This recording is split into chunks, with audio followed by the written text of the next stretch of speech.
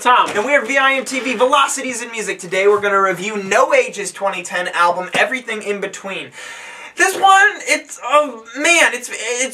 been fun for me. This is a fun album, and I did end up liking this album. Did you like it? Yes. It's just there's something about this album that I've been kind of struggling with, just choking it down. But I do like it. If I was gonna compare this, I would compare this to like Japandroids, Savy, Titus, Andronicus, even just with that spastic kind of punk edge sound to it.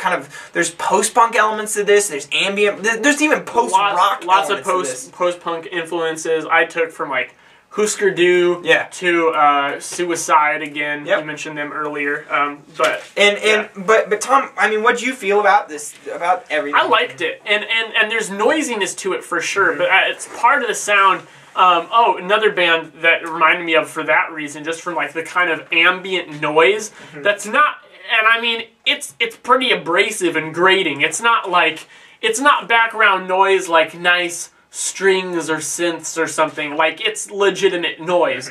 Reminded me a lot of My Bloody Valentine and their album Loveless. But that's what I got a lot of. I got a lot of that kind of punk sound. Sometimes it was a little more thrashy and rockin' than other times.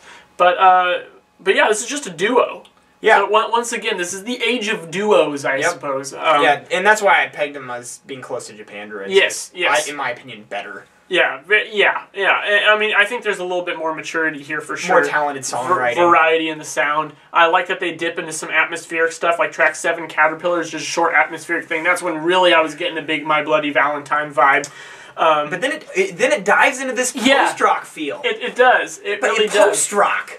Just it hit me out of nowhere. And it's still noisier than like what you'd consider regular post-rock to be, but definitely the vibe they're going for, and some of the ways that they pull that off is that's very much what it is. You know, and another band to compare this to, although not nearly as extreme, is Women, which we reviewed a few episodes ago.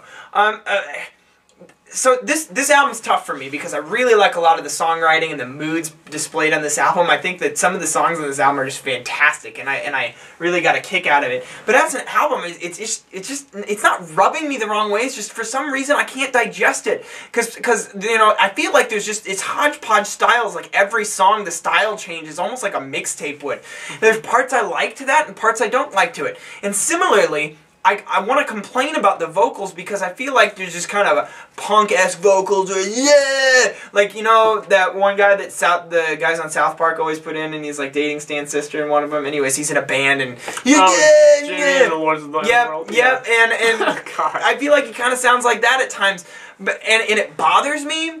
But at the same time, the vocals are the one thing that I feel like makes everything seem congruent. And so the production. Right, and the production. So I feel like everything is just kind of iffy to me, but overall, it's a decent album. I like this album. I don't feel like it's as strong as Women, which we reviewed, but I still like it. See, like, it's interesting because I surprisingly did like this album a lot. Because this is not my kind of thing. I actually really don't like Husker Du. No, you don't like anything post-punk. Yeah, but for some reason, like, I enjoyed listening to this album. And part of it is just, this is just so fun. Like, it's fun, laid back music. Yeah. With high energy, too. And that's something that I think a lot of people will like. And I think that one of the things that I liked about it is that a lot of the bands that sound like this, I feel like, really get into self-indulgence. Yes. And I never got that out of this. I felt like they were, they were being artistic with it, and obviously, to a degree, they're doing it for themselves, with the production and with that lo-fi sound, because it's obviously deliberate. I mean, if me in my basement can get a better sound than this, then anyone can get a better sound than this. It's on purpose. I talked about this in the Deer Hunter episode.